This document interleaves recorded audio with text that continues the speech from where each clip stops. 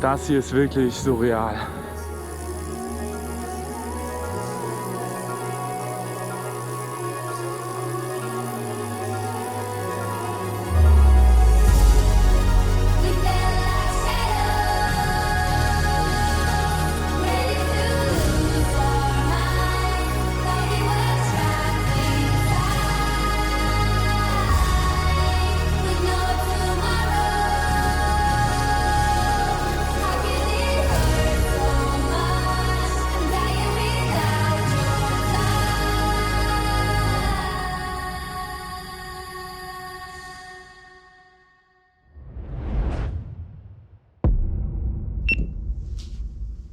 Party People, der ganze Bums geht los.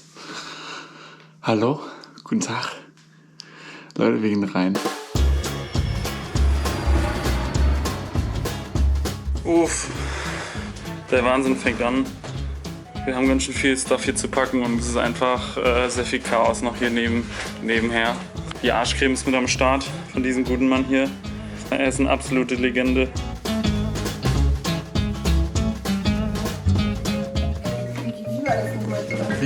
Wie gehört's nochmal dran? So rum, oder? Ja. Stimmt, es geht einfach nicht. Hä? Guck mal, so rum gehört. So. Den aerodynamischen Effekt, den wollen wir auf jeden Fall mitnehmen. Deswegen werden die Beine natürlich rasiert. Ist wichtig.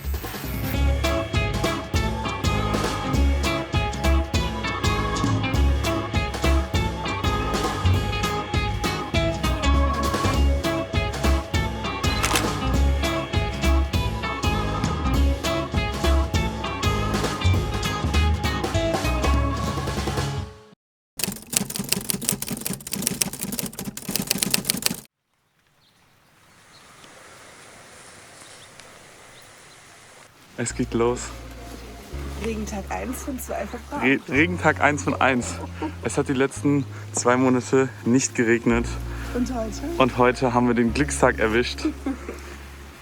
Die Pferde sind gesättelt. Es geht los. Wir sind bereit. Die nächsten 60 Tage, jede Nacht woanders schlafen. Let's fetz. Abfahrt.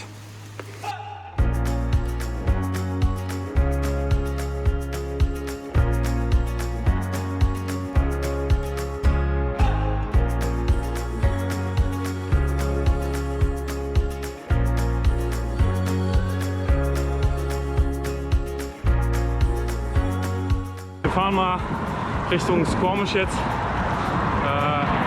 Warnweste ist an. Boah, den ersten Tag unserer Reise hatten wir uns echt komplett anders vorgestellt.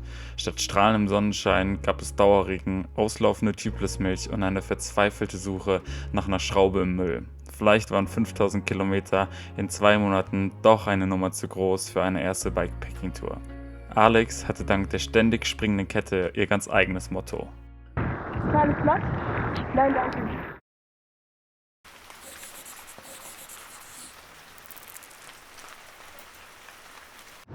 Leute, wir sind wieder auf dem Bock. Ist gut. Das Wetter ist gut. Traumhafter Fahrradweg. Fahrräder sind wieder alle ready. Alex Bike läuft wie eine 1. Und wir haben Bock, heute uns komplett die Kante zu geben an einem Berg. 1000 Höhenmeter an einem Anstieg. Ja, wir sind motiviert. Wir gehen rein. Abfahrt.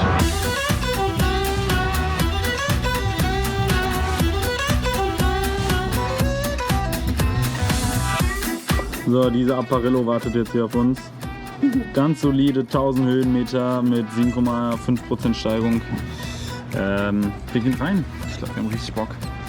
Ich hab Bock. Ein paar Sekunden später. Oh, Leute. Ja, das ist ein Knüppelding hier hoch. Den steilsten Part haben wir schon. Puh. Aber es ist trotzdem wirklich verdammt anstrengend. 700 Höhenmeter noch. Ja. Eieiei. Hätte ich nicht gedacht. Aber wir machen es, wir ziehen es durch. Ich glaube, jeder, der an uns hier vorbeifährt, denkt, wir haben einen kompletten Vollschaden.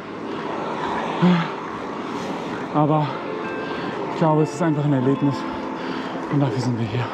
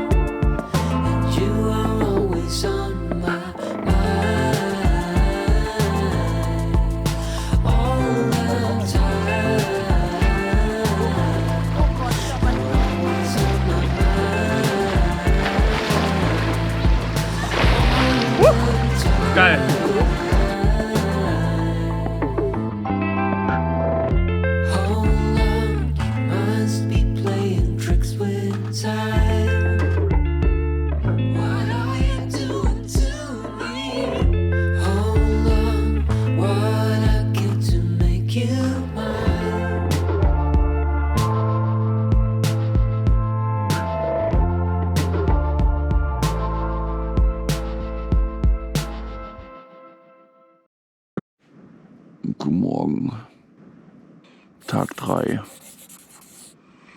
Puh. Das ist heute eine Nacht gewesen. Unsere Schlafsäcke sind, glaube ich, ein bisschen zu warm. Wenn man ohne schläft, ist zu kalt und mit ist zu warm. Das ist irgendwie Kokolores. Ja, hilft nix. Rauf auf den Bock. Abfahrt. Wir sind auf dem Bock, sehr verspätet. Gab sehr viele Komplikationen. Hier in BC ist ein großes Waldfeuer. Now to Canada, where about 1,000 wildfires continue to devastate the country. It's Canada's worst wildfire season on record. More than 37 million acres have burned, forcing mass evacuations. Als wir gerade aus Lillooet rausgefahren sind, haben wir schon gesehen, dass in einem Tal sehr, sehr viel Rauch ist. Und wir gesagt haben, das wollen wir uns nicht antun, das ist zu gefährlich. Wir haben uns dafür entschieden, eine neue Route zu fahren, um quasi vom Waldfeuer wegzukommen. Was jetzt dazu führt, dass wir nicht mehr auf der originalen Route fahren können. Aber halb so wild. Wir sind dafür da, Alternativen zu finden. Und ja, das wird schon.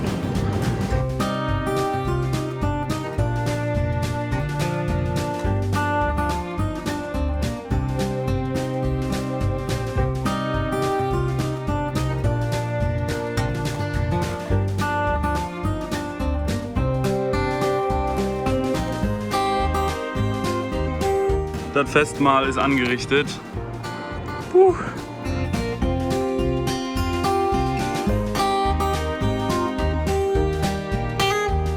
Ich bin fasziniert von unserem Wasserhaushalt. Gregi wurde gerade mal ein kleines Tutorial zur Niere gegeben und zum Wasserhaushalt. Wir sind nämlich heute bei gefühlt mindestens über 30 Grad unterwegs. Und wir haben bestimmt ja schon 4 Liter getrunken, ohne zu übertreiben. Eher mehr. Ich habe locker 5 Liter getrunken. Es war ein einziges Mal pinkeln. Und es war dunkelgelb. Das kann nicht sein. Ich bin wie so ein Wasserfall, der einfach eine Flasche nach der anderen reinkippt. Einfach reingegluckert, ja, und es Gregor. passiert nichts. Aber es ist so. Wir sind gerade in Lillooet, ich glaube, so spricht man das aus, an der Tanke. Vom lieben Warren, der gerade in seinen Jeep gestiegen ist. Dieser Boy da. Und schauen von der Ferne, da hinten sieht man es noch, dem Waldfeuer zu. Die Stadt ist auch vor 2 Jahren komplett abgebrannt. Und wir wurden gerade über den Campingspot, den man nehmen sollte und den man eher nicht nehmen sollte, informiert. Aber wisst ihr was? Jetzt gibt es erstmal wunderschönes Drohnen-Footage. Am I really asking for much? It's been a long week, I'm looking for fun. Please fill my cup, find me under the sun. SOS, I'm just looking for a good time. Oh, oh, oh, oh. And I'm singing like, whoa, oh, oh, oh. Lit check, been a minute, let me hit the homies in a group text. 10 years, same team. Got a couple trophies, but no chains on the neck. Got a couple Cardis, we don't flood with baguettes. It's a very small world, so my hand holds. Wake up, make the money, that's a man's role.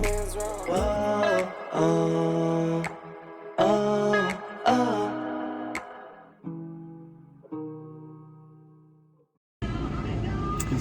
Also irgendwie haben wir, glaube ich, den Dorfsheriff hier abgegriffen. Warren. Gregi? Was sagst du? MVP des Tages ist absolut dieser Mann hier. Er hat uns gerade eine Stadt, die irgendwie Lillooet Lillooet, glaube ich, heißt, gezeigt. Und zwar gibt es hier vor 2 Jahren einen Brand, wo einfach alles komplett runtergebrannt ist. Und jetzt sind wir uns mit zu unserem Schlafspot und muss noch ein paar Erledigungen machen. Vielleicht tragen wir auch gleich noch was und helfen. Warren for President. Vielleicht ist das heute die Caption für den Tag.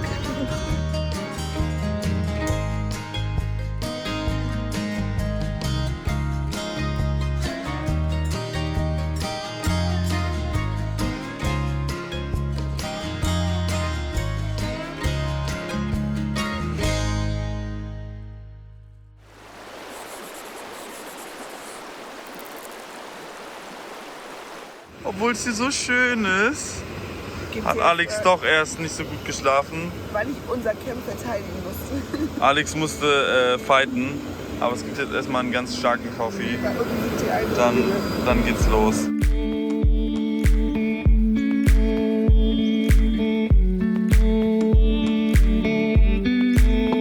Here it is! Vielleicht war es jetzt auch mal an der Zeit zu sagen, wo es überhaupt lang gehen sollte. Von Vancouver aus sind wir durch die beeindruckenden Weiten von British Columbia bis nach Kelowna gefahren, bevor es dann über Vancouver Island in den Süden gehen sollte.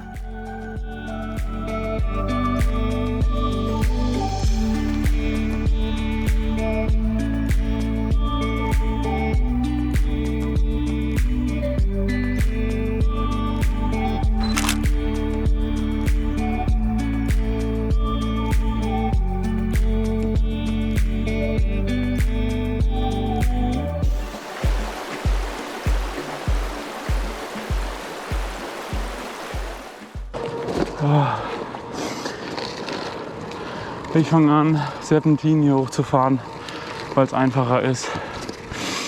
Oh, Himmel. Eieiei. Bald sind wir da. Was haben wir hier auf dem Tacho? 91. Eieiei. Heute fahren wir zu einem sehr, sehr schönen Lake. Er heißt Bluey Lake. Und ich bin gespannt, ob er das verspricht, wie er heißt.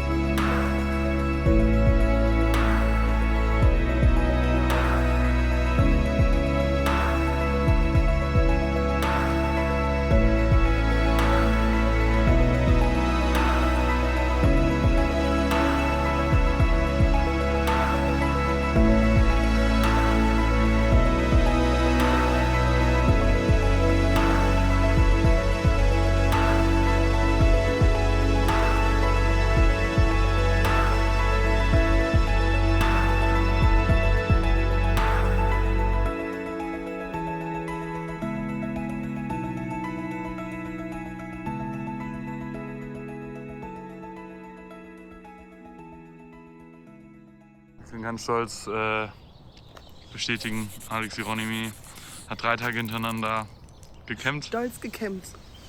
Herzlichen Glückwunsch. Keine Murren gemacht. Aber der Campspot hier ist wunderschön. Also es ist wunderschönes blaues Wasser hier. Ein idyllischer Ort. Die Sonne kommt da oben rein. Alex hat noch eine neue Sache zu vermelden. Boom. Diese neue, frische, schnelle Brille wurde gestern geshoppt.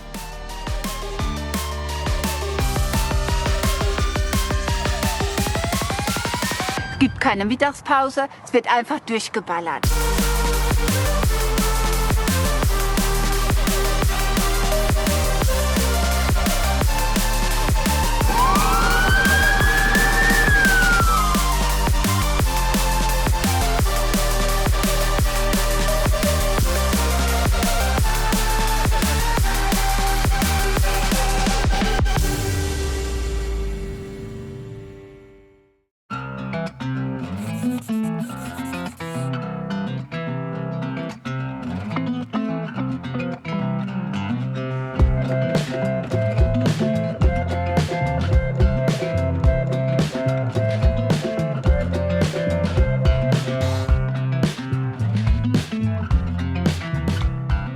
Morgen! Wir haben die ersten 1400 Höhenmeter, 1000, I don't know, drin. Wir wurden hochgefahren von unserem Warm Shower Stay und sind auf dem sogenannten Kettle Valley Trail unterwegs, der quasi aus diesen alten Brücken hier besteht. Und ja, es ist ein Traum. Heute geht es nur runter und ich glaube, wir sind absolut glücklich gerade, dass wir hier fahren können. Es ist wunderschön.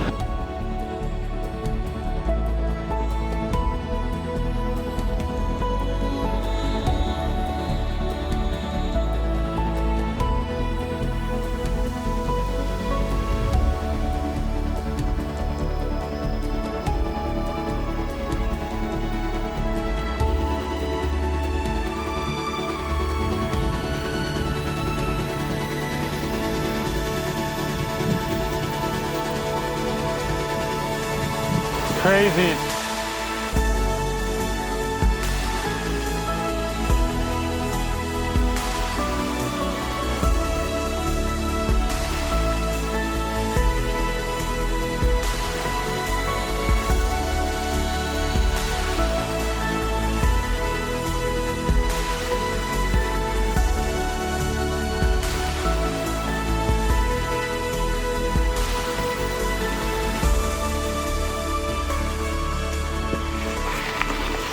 Look at that.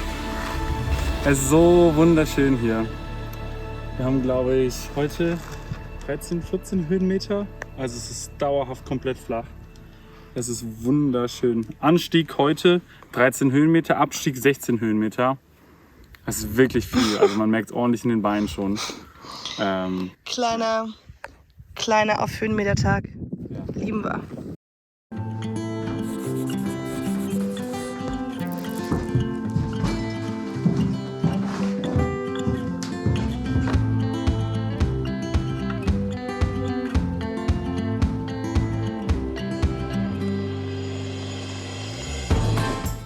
In den Tagen danach ging es weiter auf dem Kettle Valley Trail zurück in Richtung Vancouver.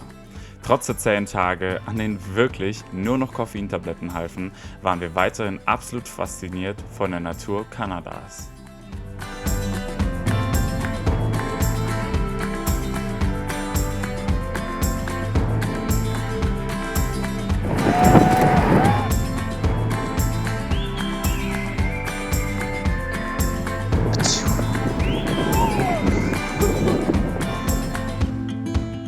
Endlich erreichen wir Vancouver und unser Abenteuer bekommt eine neue Dynamik, denn ab jetzt sind wir zu dritt unterwegs. Kreuzfahrt steht an. Ja, wir haben nochmal einen dazu genommen. Wer hat einen aufgenommen? Noah. Stell dich doch mal kurz vor, Noah. Wer bist du? Wie alt bist du? Wo kommst du her? Was machst du? Ja, ich bin Noah. Ich kenne den Gregor jetzt seit 3 Monaten. Finden uns manchmal abstoßend gegenseitig, aber verstehen uns am Ende dann doch sehr gut. Please make your way there now. Thank you for sailing with BC Freight and have a great afternoon.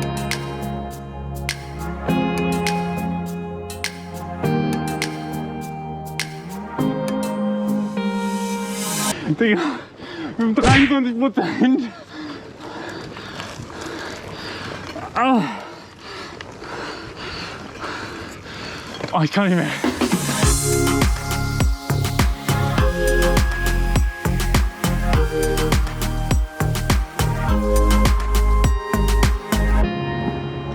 Mahlzeit. Nachdem wir uns 2 Kollegen einfach mal in der Mittagspause ein 7% Bier reingepfeffert haben, lief es vielleicht komischerweise nicht mehr ganz so knüller. Obwohl, ich würde sagen, ich habe den Karren angeschoben.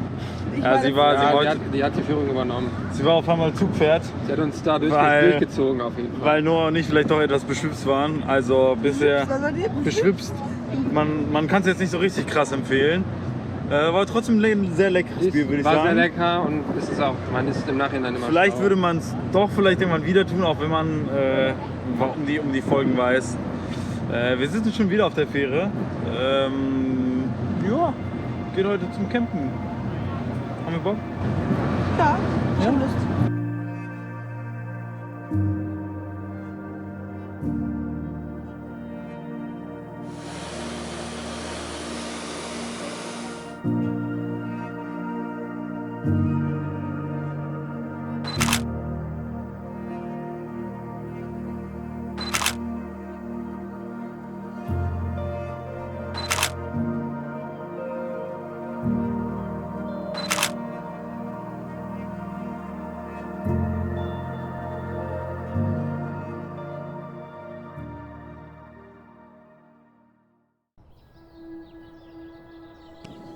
Guten Morgen. Tag 14. 2 Wochen um.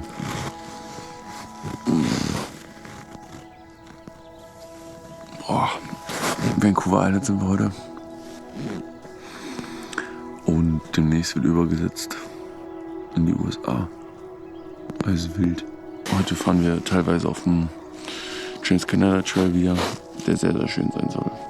Ja, oh je, ich werde mal wach. Moin Leute, wir sind schon wieder auf dem Bock. 30 Kilometer auf der Uhr und haben einen wunderschönen Fahrradweg hier gefunden, der aber manchmal doch irgendwie Rampen von bis zu irgendwie, 15 bis 17% hat. Macht aber sehr, sehr Bock heute. Ja, was soll man sagen? Aus den 15 bis 17% wurden ganz schnell 18%. Lieben wir. Fuck. 22%, verdammte Hücke. Und das Fazit hieß ganz schnell: Was ein Scheiß! Aber da, wo es hochgeht, geht's auch irgendwann wieder bergab.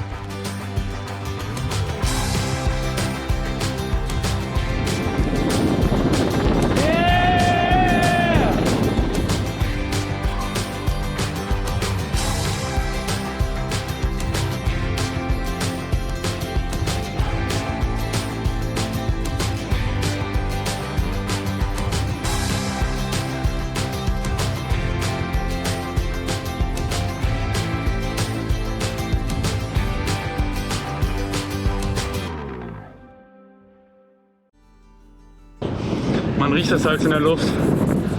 Wir haben gut geschlafen. Die Beine sind komplett müde. Es geht auf die Fähre. Es ist sehr schön. Wir haben ein deutsches Brot gekauft in einer deutschen Bäckerei hier. Wir sind erstmal happy. Jetzt kann es losgehen. Rein in die USA. Abfahrt!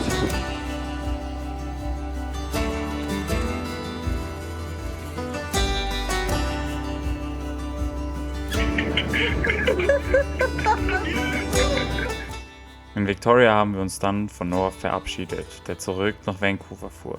Für uns hingegen ging es mit der Fähre nach Port Angeles im Olympic National Park. We hope you enjoy your sailing on the Coho today. Thank you.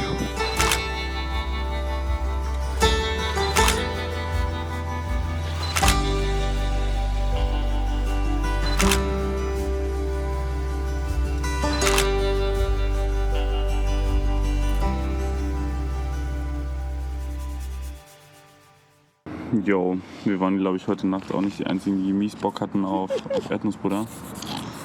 Ja, die Eichhörnchen haben sich immer so einen kleinen Graben von unten gemacht. Warum nicht von oben, ihr Dummchen? Aber nur, weil Gregi die Sache nicht in den Bärcontainer stellen wollte. Weil Ja, es keine ich Bären meinte, das Ding muss nicht in den Bärcontainer. Tja, hätten wir es mal bloß lieber gemacht. Wir dachten, damit vielleicht doch irgendwie wir nicht so viel auf Elektronik sind, machen wir mal einen kleinen Kartenlesepunkt. Hier haben wir was richtig Wildes vor. Und zwar machen wir jetzt Wellness. Reicht nämlich langsam mit dem Fahrradfahren.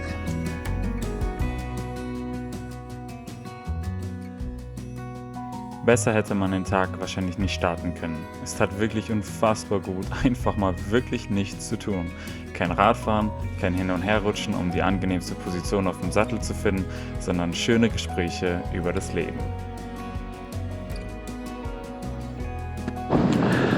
Nachdem wir uns erstmal sehr, sehr gut gehen lassen haben, im heißen Bad, den heißen Quellen, sind wir jetzt gerade wieder auf dem Olympic Discovery Trail unterwegs und er ist wunderschön. Schön asphaltierte Straßen, ungefähr 1% bergab die ganze Zeit gerade. Wir haben zwar natürlich jetzt ein bisschen Delay mit dem ganzen Baden und whatever, aber es war absolut worth. Jetzt haben wir noch, glaube ich, ungefähr 100 Kilometer vor uns, obwohl es schon 3 Uhr ist. Wir schauen einfach mal, wie weit wir kommen. Oh, wie schön.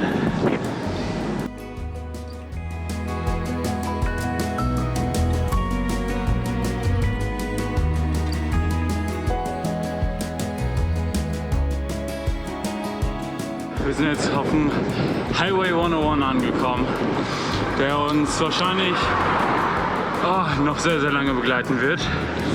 100 auf der Uhr und noch 40 to go. Aber wenig Höhenmeter. Das wären halt heute auch dann wieder 140.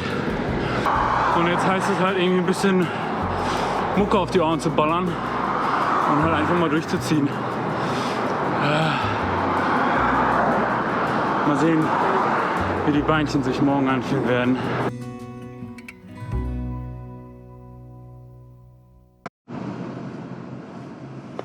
Ein Kilometer gefahren, der Hunger ist es maximal. Wir haben schon keine Lust mehr. Wir müssen auf jeden Fall was essen. Ja, es ist wirklich, also ich habe echt selten so einen großen Hungerast gehabt.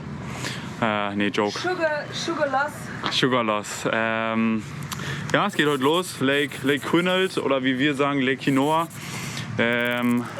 War echt sehr, sehr schön. Wir haben gestern Abend sehr, sehr viele Sternschnuppen gesehen. Ich habe die größte gesehen. Sie hat die Größe natürlich gesehen. Ich bin der Meinung, ich habe die Größte gesehen. Wirklich, es war eine ganz große, die sogar so einen Schweif hatte. Und die ging so nach links unten. Gregi hat leider in der Zeit, was auch immer, gedaddelt. Ich habe überhaupt nicht gedaddelt. Vielleicht war ich gerade in Gedanken woanders oder habe irgendwo anders hingeguckt. Aber ja, wir stecken noch einmal kurz mit Water auf. Ja, und dann geht's rein. Heute nach Aberdeen. Die Geburtsstadt von wie heißt der Uli? Von Nirvana? Kurt Cobain. We're coming for you.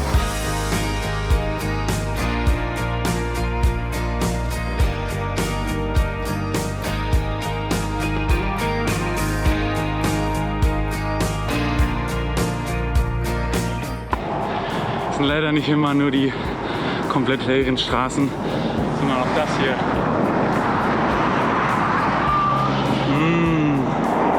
Richtig geil.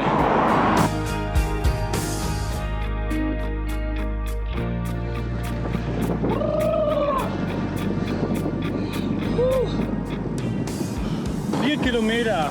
Und dann haben wir es geschafft für heute. Morgen Ruhetag. Ja, Mann! Heute 120 Kilometer auf dem Kessel. Und ja, wir haben uns den Ruhetag für morgen verdient. Sind gleich da. Hoffentlich gibt es gleich nice Essen. Und ja. Look at him. Life is good in the slow lane. Jim, it's awesome with you. Ah, well. Life is too short to take it too seriously. We are here in Aberdeen. It's beautiful. And this crazy man is hosting us. An dem Morgen steht Jim schon am Herd und wendet Pancakes, während Fran frische Pfirsiche in der Pfanne erhitzt. Es fühlt sich an wie bei Oma und Opa, voller Leben und Liebe. Jim und Fran sind beide über 80 und wohnen in ihrem selbstgebauten Holzhaus mit Seeblick und eigenem Töpferstudio. Was die beiden ausmacht? Kleine Abenteuer und eine riesige Portion Spontanität. Das Schild an ihrer Haustür bringt es wirklich auf den Punkt. Mi casa e su casa. If you find yourself between a rock and a hard place, somewhere between here and San Diego, and you need some help, you let us know. We will do that. I think we can trust on you. Oh yeah, I think we'll get there. We'll get there. Yeah. Jim, Yeah. I love you. Yeah, love you too. You take care. Thank you, you too.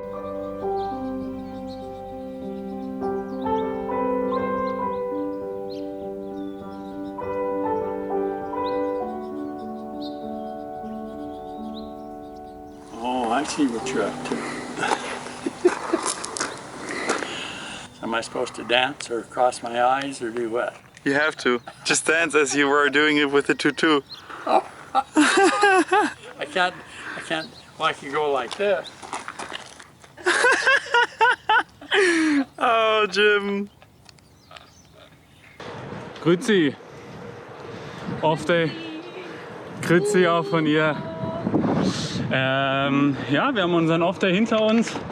Ich glaube, schöner hätte nicht sein können. Wochenende war wie bei Oma und Opa daheim. Es war ein Träumchen. Wir wurden bekocht und das auch noch alles vegan, plant-based. Es war ein Traum, wirklich. Ich hatte das Gefühl, Jim ist ein 25-Jähriger gefangen in einem Körper eines 80-Jährigen. Er war so unglaublich lieb, so ein liebenswürdiger Mensch. Unglaublich, also wirklich. Selten sowas erlebt. Ja, aber ansonsten geht es jetzt erstmal Richtung Astoria und dann all the way down to San Francisco. Kinda, let's go! Gut, also ich glaube, hier geht es jetzt nicht unbedingt weiter. Naja, okay. Einmal zurück, halb so wild und einen anderen Weg nehmen. Upsi! Wir sind wieder auf dem richtigen Track. Großes Blatt ist aufgelegt. Rückenwind haben wir. Ich glaube, ab jetzt wird man nur noch 30 km/h im Leerlauf gefahren.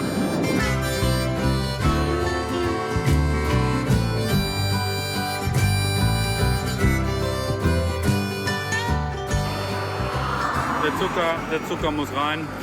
Deswegen gibt es hier immer so ein gutes Händchen und sind einmal komplett vernichtet. Ich sag da gar nichts zu. Hey! Leute hupen sogar für uns jetzt. Geil. Oh ja. Mua.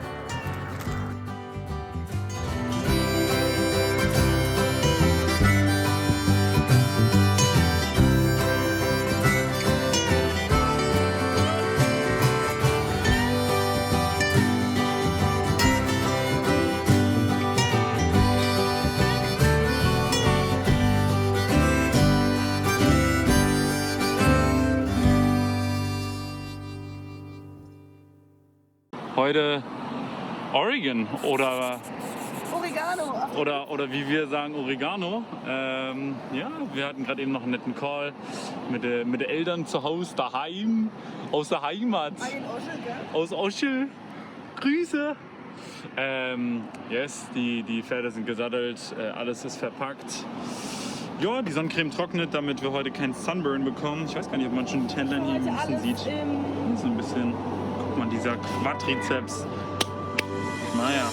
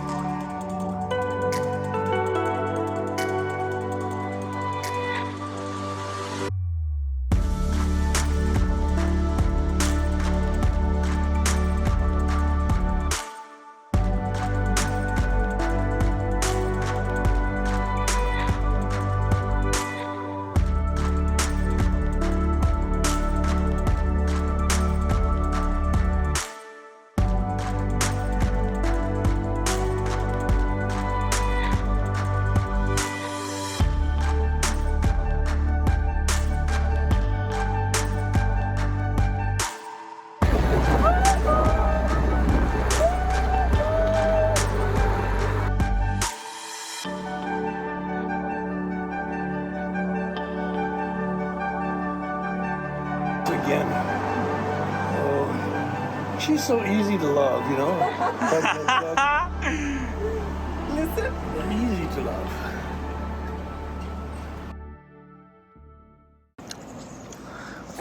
Wenn das Brot, das wir teilen, als Lied und wir uns dann hat Gott unter uns schon ein Haus gebaut, in der Liebe, die alles umfängt. In der Liebe, die alles umfängt. Guten Morgen, unsere Bibelfreunde. Wir haben unser Morgengebet exerziert. 5 Uhr sind wir aufgestanden, haben 3 Stunden lang hier vorne einfach nur geschwiegen und gebetet. Da bedarf es ins Lächerliche zu ziehen. Es war Gregor. wunderschön. Ja, und jetzt gibt es einfach mal ein Frühstück.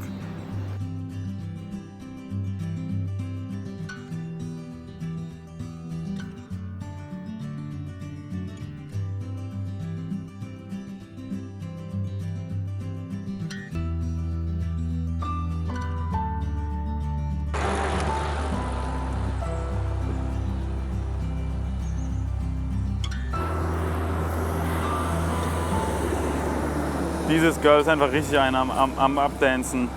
Ich weiß nicht, was sie genommen hat. Ich weiß nicht, ob diese Bananen irgendwie doch ein bisschen zu grün waren. Aber ja, sie will auf einmal tanzen. Was ist mit ihr? Komm, fahr lieber Fahrrad.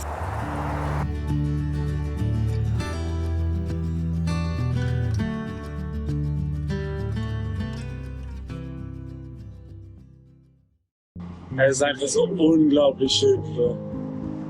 Ich glaube, wir beide sind einfach sehr, sehr, sehr, sehr dankbar, diese Reise hier gerade machen zu können.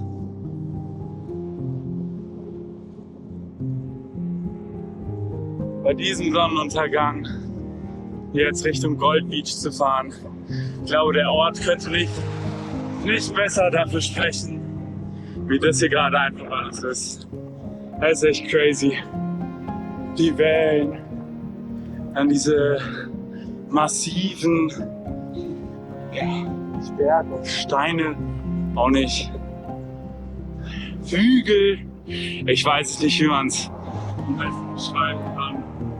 Aber es ist wirklich ein absoluter Traum, das hier gerade erleben zu dürfen beim Sonnenuntergang.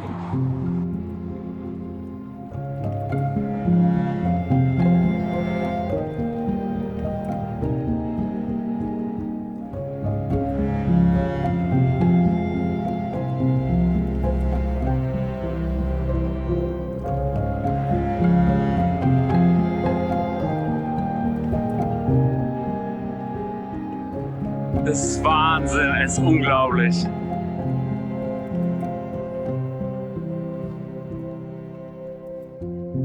Ich habe sowas noch nie erlebt.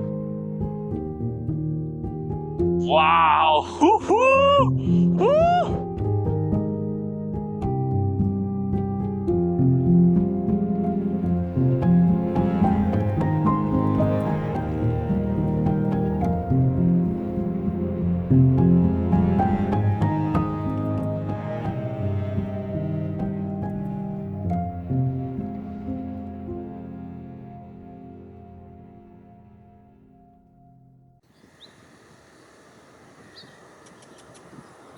Ja, wir fahren jetzt raus aus Gold Beach. Gestern Abend immer noch den Sonnenuntergang im Kopf. Er war wirklich unglaublich, war crazy einfach. Ihr habt es ja gesehen. Ja, heute geht's nach California. Yes, wir gehen rein, wir haben Bock. 100 Kilometer wieder auf der Uhr. Damit machen wir die 800 diese Woche voll. Ich würde sagen, es ist eine solide Leistung, die wir abgeliefert haben. Und ja, geht los. Let's go!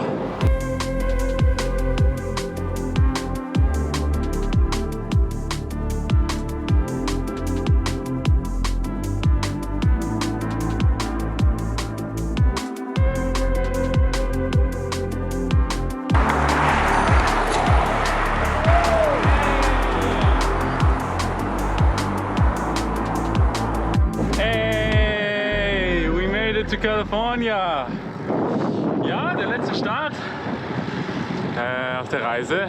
Wir haben Washington, Oregon und jetzt nur noch California. Wir sind zwar hier einen kompletten Monat, weil der Start einfach ja super huge ist. Aber ja, ist der letzte Start. Wir haben es geschafft. Und danach kommt eigentlich nur noch die mexikanische Grenze. Ja.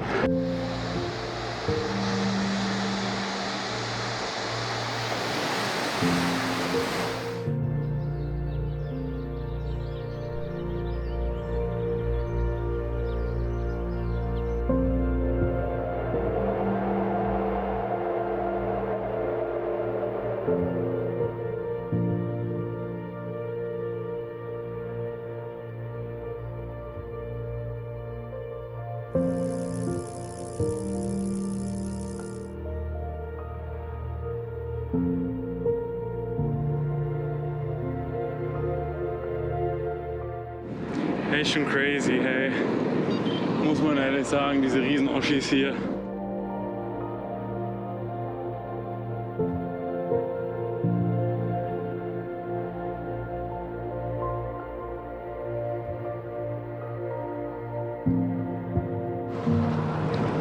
Leute, es ist so unglaublich crazy hier. Diese riesen Bäume schon wieder. Ich glaube, man kann sich gar nicht vorstellen, wie huge diese Bäume hier einfach sind. Einfach so eine unglaublich mystische Atmosphäre hier. Ehrlich krass. Ich glaube, diese Bäume sind echt Jahrhunderte alt. Und ja, schon echt sehr krass. Ihr seht auch da hinten, wie das Licht da reinfällt. Das sieht crazy aus. Und nochmal 10-mal krasser mit eigenen Augen. Alter, krass.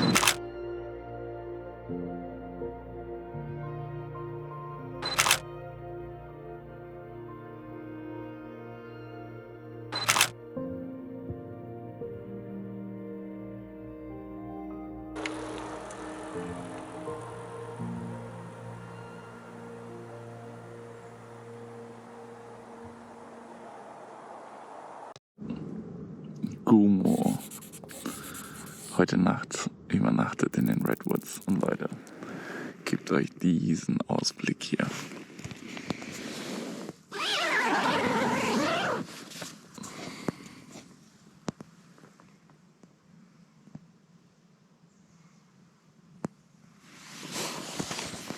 Ich glaube, man kann wirklich bedeutend schlechter irgendwo schlafen.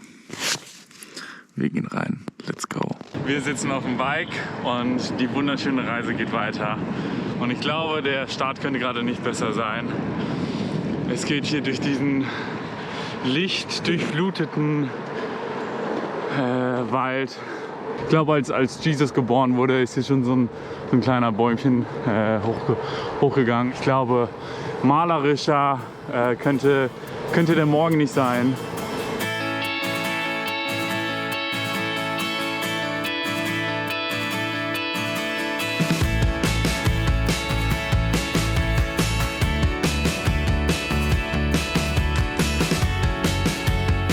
Thank you. Have a good trip.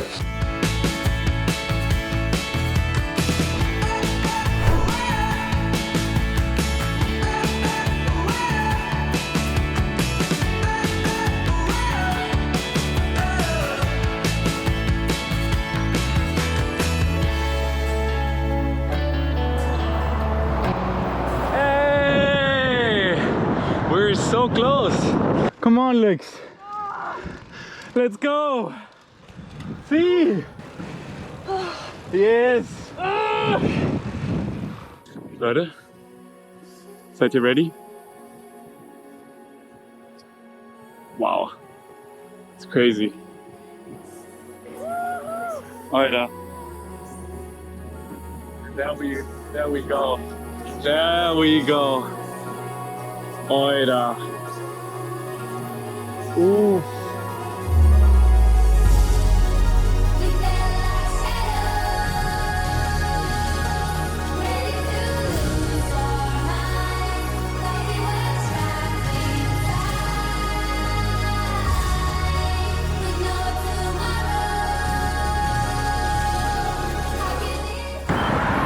Unreal, es ist unreal einfach.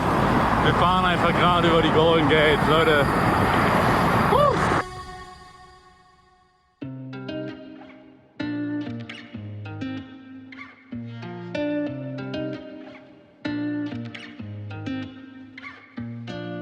In San Francisco verbrachten wir ein paar Tage, um die Stadt zu erkunden und neue Energie zu tanken für den nächsten Step. Denn wir wollten zum South Lake Tahoe, um von dort aus Richtung Yosemite zu fahren. Wir haben mal wieder das Fahrrad gegen ein doch deutlich schnelleres Gefährt eingetauscht. Wir sind im Auto mit Aaron. Aaron ist der MVP, der uns zum Lake Tahoe fährt und wir nicht mit dem Zug fahren müssen. Die Bikes sind hinten, man sieht es, gepackt. Lixi in the background. Die sagt gerade immer links, rechts an. Ja, es geht weiter. Wir hatten unsere schönen Off-Days in San Francisco.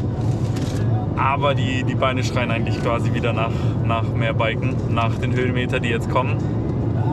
Und ich glaube, wir sind richtig ready dafür. Wir haben richtig Bock auf ein bisschen Klettern, ein bisschen Höhenmeter schrubben. Plus halt Yosemite. Ich glaube, das wird einfach übertrieben schön. Party People, wir sind wieder auf dem Bock, da wo wir hingehören. Wir sind jetzt in South Lake Tahoe auf gut 2000 Metern Höhe. Die nächsten Tage werden wir unser Höhentrainingslager beginnen. Epo wird getankt, wie in guten alten Tour de France Zeiten, aber diesmal natürlich. Ja, wir gehen rein, wir haben Bock, let's go.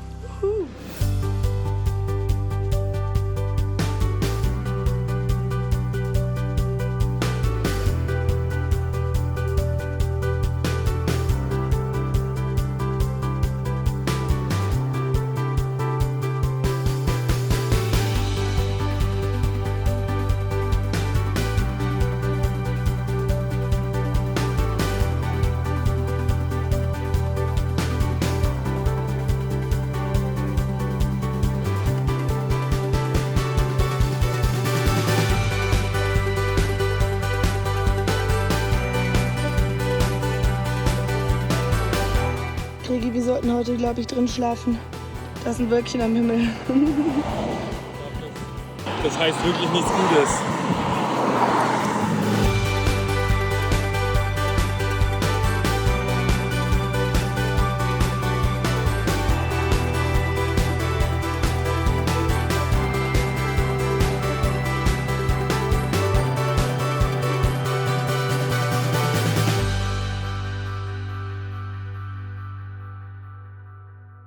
Guten Morgen, Party People. Ich habe doch was Kleines in Gregis Zelt gehört. Es ist wie jeden Morgen. Alex ist schon eine Stunde wach. Gregi liegt noch in den Puppen. Gregi. Oh, oh, oh, oh. Wer ist denn da? Hallo. Hallo, Gregi. Leute, wir sind soweit. Es geht rein. Tioga Pass, Yosemite. Dafür sind wir hier. Und da vorne steht, der Pass ist offen. Tioga Pass. Here we go.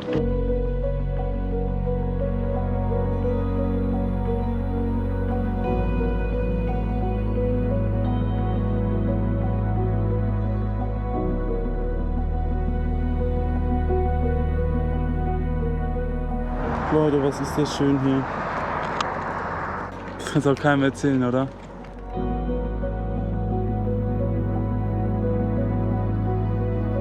Ein kleiner Shoutout an Veronika fürs freihändig fahren, aber mit Helm.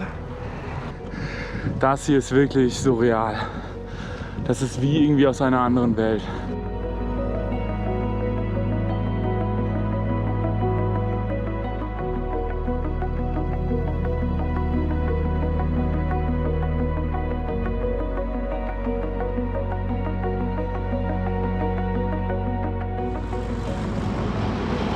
Was ist das? Das frage ich mich schon wirklich die ganze Zeit. Was ist das hier? Alter, es ist mal wieder krass.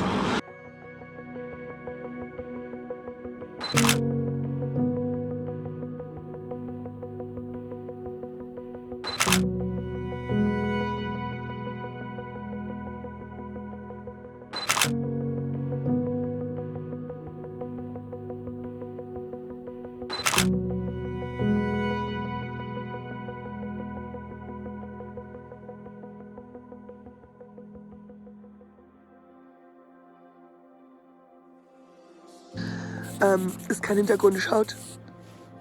Und Gregi isst Pizza zum Frühstück. Lecker. Da ist Half Dome, da ist North Dome. Also wir sind wirklich im Epizentrum des Yosemite Valleys. Das ist ein Traum. Gestern Abend habe ich kurz gedacht, irgendwie ist es ein bisschen sehr surreal, dass wir hier übernachten. Wir machen uns ready und dann geht's heute auf den Glacier Point.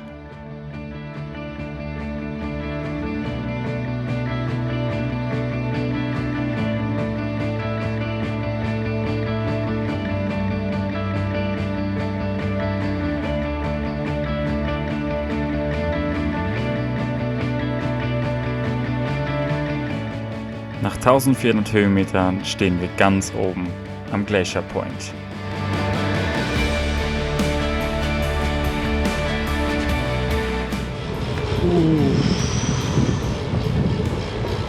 No way.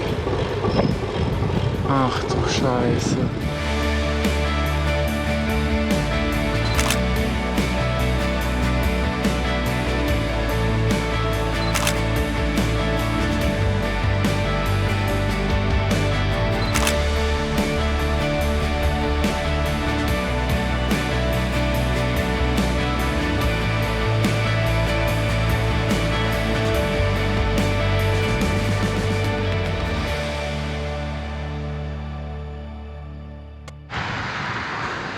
Leute, es ist der Fall eingetreten, den ich vorhergesagt habe. Man erinnert sich noch an Tag 1. Regentag 1 findest du einfach brav. Ganz am Anfang der Tour habe ich zu Alex gesagt, es wird 2 Tage regnen. So, Tag 1 bin ich natürlich schon hart eingestiegen mit einem sehr, sehr soliden Regentag. Ja, und heute ist Tag 2 von 2. Hoffe ich mal.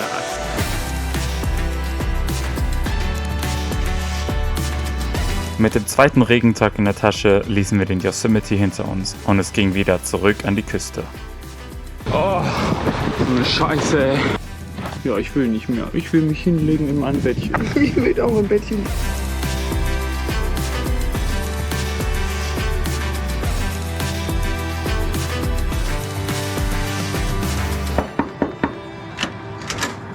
Hallo, welcome to my crib.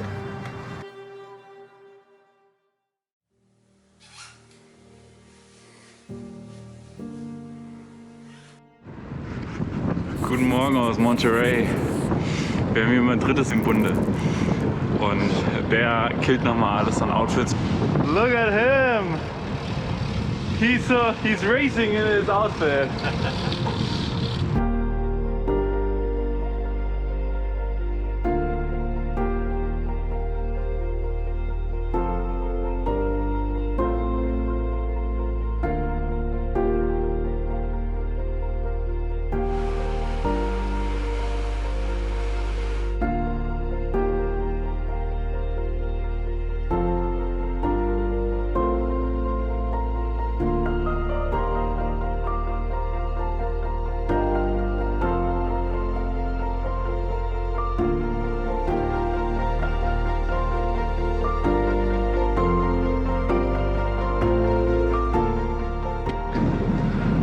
Leute, ich glaube, wir müssen euch auch noch mal einweihen in den Plan, der jetzt passiert.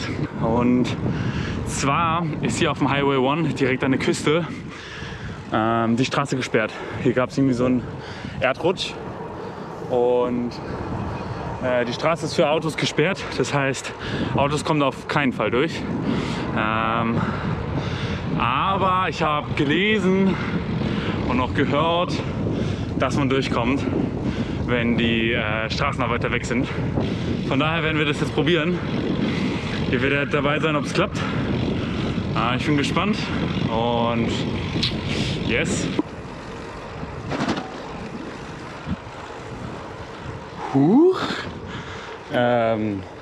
12 Sekunden später. Guys, wir sind nicht im Knast.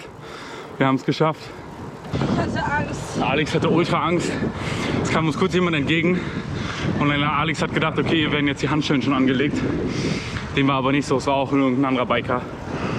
Ja. Ich hab gesagt, einfach durchbrettern. Einfach durchbrettern, einfach zu tun. Do it with confidence. Und das haben wir gemacht. Und dafür wurden wir jetzt belohnt mit einer komplett leeren Straße und einem komplett traumhaften View. Sehr, sehr, sehr, sehr schön.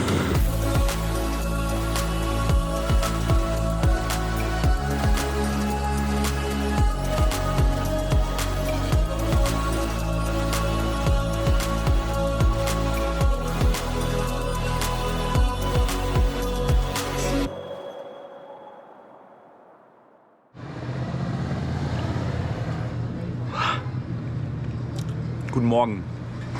Es ist, keine Ahnung, Tag 57, 56, keine Ahnung, ich habe den Überblick komplett verloren.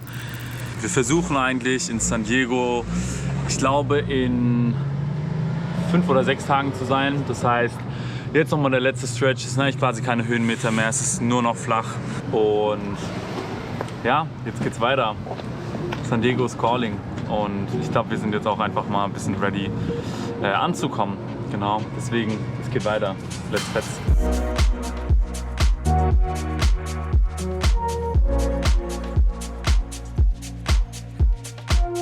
Aber weißt du, an Tag 56 kann auch mal ein kurzer Skiliweg dabei sein, aber sowas bitte nicht wieder.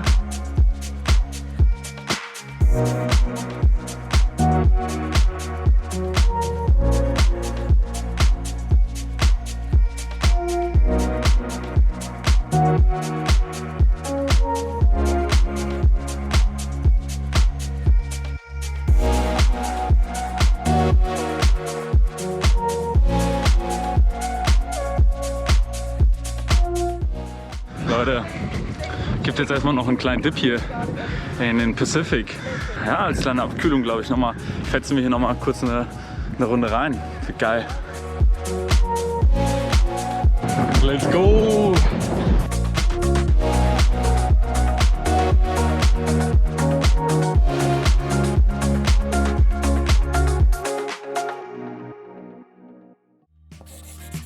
Bisschen late gestartet, aber die Gruppe ist gewachsen. Wir haben den Kollegen hier, natürlich auch ein Deutscher, und den Atzen da vorne, der mit dem absoluten geilsten Bike irgendwie am Start ist. Wir haben 136 Kilometer. Wir fetzen rein. Der Zug fährt los und hat natürlich keine Bremse. Abfahrt. Der deutsche Zug rollt ordentlich. Wir haben hier vorne die Lokomotive und hinten dran haben wir noch die ganzen Waggons.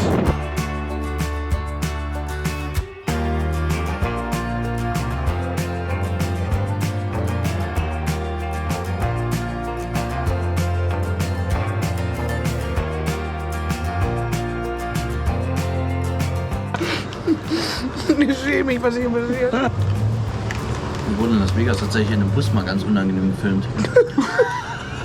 Das erinnert mich gerade wieder daran. Leute, LA, here we fucking go. Wir sind gleich in Santa Monica. Weniger als 10 Kilometer, gleich am Muscle Beach. Crazy, Leute. Wir sind verdammt weit gefahren. Und ich glaube, heute Tag 60 auf der Straße. Das ist eine ehrlich wilde Nummer, was wir hier irgendwie abgerissen haben. Irgendwie ein bisschen surreal auch, dass wir mit dem Fahrrad nach Los Angeles gefahren sind.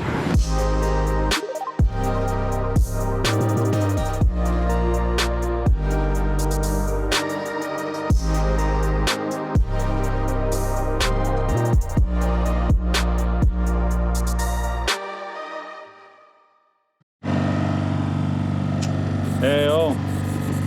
Wir sind schon wieder geswitcht. Diesmal segeln. Mit ihmchen. Hey! It's Zach. Leute, wir sind einfach auf dem scheiß Segelboot gelandet. Ja, wir segeln jetzt nach San Diego. Wir haben die Bikes verkauft. San Diego. Ja, das war's jetzt. Tour ist vorbei. Ja, Joke, wir haben hier heute Nacht gepennt. Das ist sehr, sehr geil. Wieder Warm Shower und heute ja, machen wir eine kleine Segeltour. Heute geht's mal ein bisschen vor Los Angeles, ein bisschen Santa Monica Pier durchfahren. Ist gut, ist geil, macht Bock.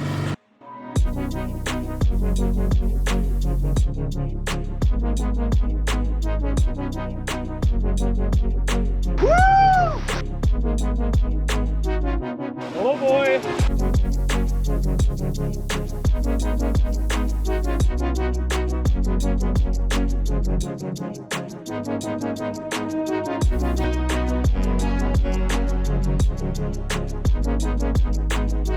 Kleinen Spuckerle gemacht.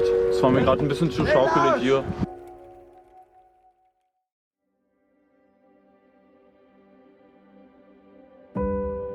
Ja, und irgendwie war er dann da.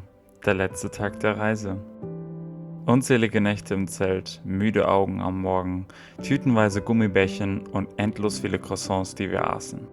Es war eine Reise mit vielen volles Herzmomenten, Menschen, die wir kennenlernen durften und Menschen, die uns ein Leben lang in Erinnerung bleiben werden. Augenblicke, in denen wir wirklich nicht fassen konnten, was wir gerade erleben.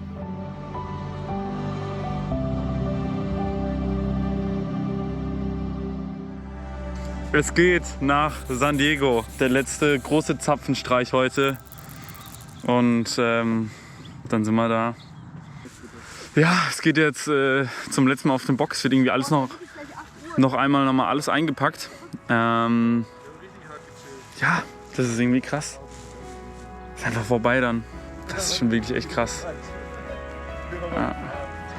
Naja, let's go. Hilft ja alles nichts. Abfahrt! Let's go!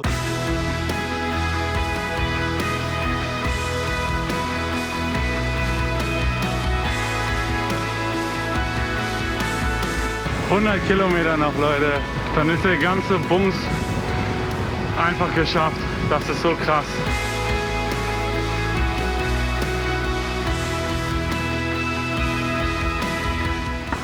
Voll in der Sonne. Es geht einfach nach San Diego.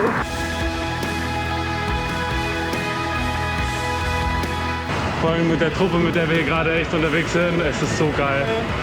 Es macht wirklich so Bock.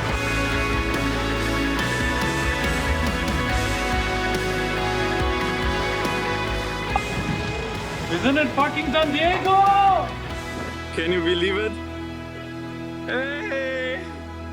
We're there! We made it! Woo!